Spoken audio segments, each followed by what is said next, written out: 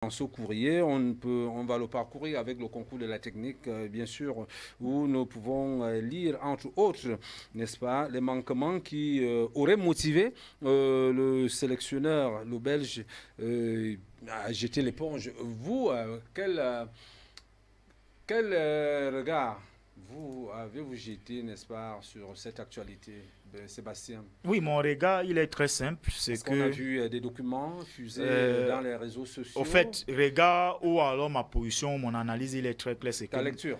Marc Brice a démissionné.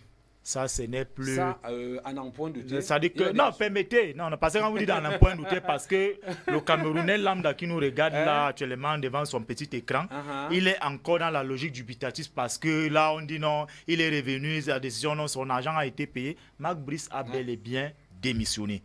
La Fédération camerounaise de football a reçu le courrier motivé par Marc Brice, parlant des aérés sur le plan salarial. Vous avez compris? Alors, le questionnement et l'étonnement, c'est que vous ne pouvez pas relancer la tutelle qui vous a recruté pour 2 mois d'aérés de salaire. Pourtant, on connaît des sélectionneurs qui ont travaillé dans ces pays, sur d'autres cieux, avec les 6 mois, 1 an d'aérés de salaire. Vous comprenez que Marc Brice est dans une logique permanente du chantage à la République du Cameroun. Pourquoi?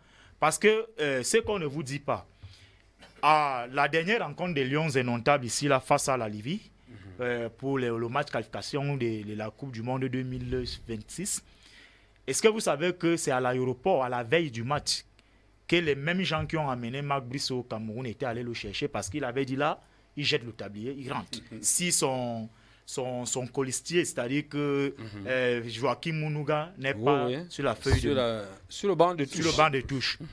Alors, on est allé le supplier. Comme ceux qui disent nous diriger savent si bien le faire dans les mafias. C'est comme ça que lui-même qui est né avant la honte et qui est un blanc qui n'a pas de personnalité a dit oui, je reviens. Alors ça, c'est un chantage de trop. Et je peux vous l'annoncer ici là, en exclusivité que Marc Brice n'est plus le sélectionneur des Lions indomptables. La CAF et la FIFA ont déjà été saisis. Il ne s'asseyera plus jamais sur le banc de touche des Lions indomptables. Quels que soient les pamphlets ou alors la litanie des écrits envoyés par le ministère des Sports et de l'Éducation physique.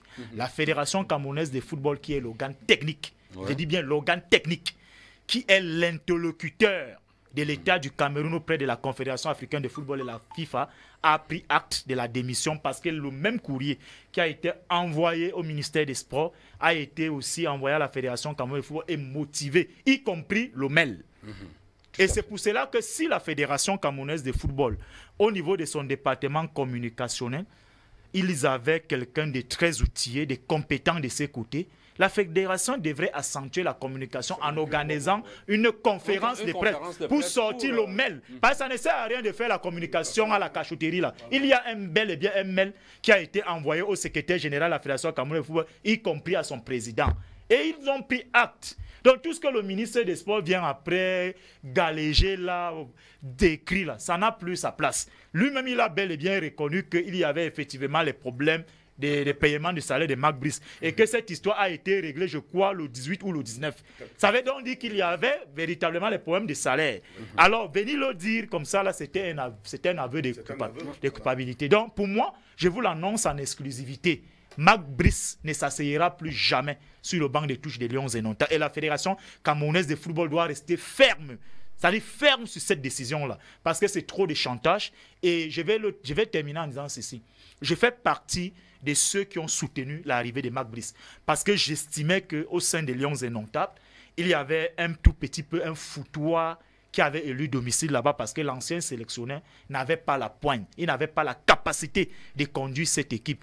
Alors, nous avons estimé qu'au regard c'est-à-dire que des premiers prémismes que Marc Brice nous a présentés, c'est-à-dire qu'un personnage qui ne recule devant rien, quelqu'un que dans son contrat, il a parlé par exemple de certaines clauses dans le contrat qui parle de la section, c'est-à-dire que l'accès au vestiaire, qui concerne la tutelle et la Fédération camerounaise de football. Mais on se rend compte que derrière ça, il y avait véritablement un agenda caché qui était de venir diviser les Camerounais. C'est-à-dire Marc Brice est venu, ceux qui l'ont fait venir au Cameroun avaient un autre agenda au-delà du football. Parce que Marc Brice, ça il faut le dire, hein, et moi je l'assume, il était au Cameroun comme un espion.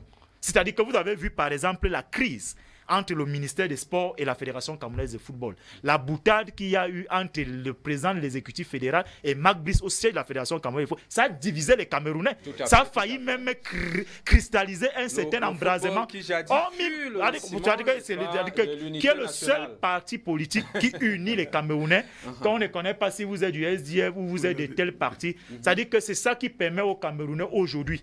C'est-à-dire quand les Lions jouent, ils gagnent un match. Un Camerounais qui n'a pas mangé le matin, mais quand il crie, ça a divisé et ça continue. La défaite des Lions est notable. D'autres même ont failli même en arriver au point où ils pouvaient s'arrêter avec les mains. Et jusqu'à présent, cette division est encore d'actualité. Et venir réajouter quelque chose encore de plus violent là-dessus, je pense que Marc Brice lui-même a donné le fouet à la fédération. Il va très bien se faire fouetter. Donc je vous le dis et je vous le répète et je l'assume en exclusivité.